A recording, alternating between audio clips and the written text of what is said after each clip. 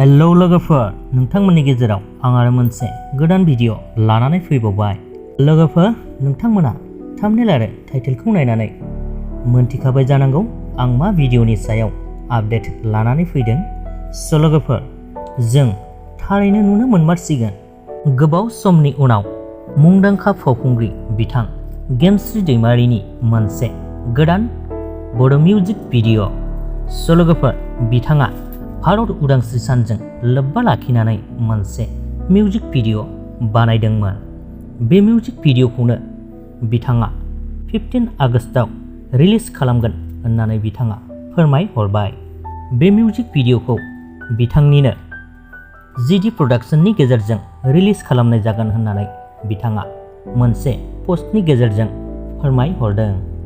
स' लोगोफोर, आसा खालामो बिथांनि बे फैनो गोनां मिउजिक भिडिअखौ बयबो अनसायहैगोन होननानै। स' लोगोफोर, बिथांनि मिउजिक भिडिअखौ आंथ' जोबोरैनो नायनो थाखाय एक्साइटेड जानानै थाखाबाय। स' नोंथांमोनाबो जुदि नायनो थाखाय एक्साइटेडब्ला कमेन्टआव खिन्थाहरदो आरो नायनो थाखाय रेडि जानानै थाहैखादो। स' लोगोफोर, बेजों लोगोसे बे भिडिअनि आपडेटखौबो बेखिनियावनो दोनथ'बाय।